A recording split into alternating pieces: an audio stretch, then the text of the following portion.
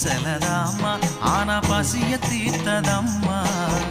பஞ்சம் பசி இல்ல இது பொட்டு அம்மன் இல்ல, நம்ம ஊரை காக்குற அம்மா, அவ பேரு பொட்டு அம்மா.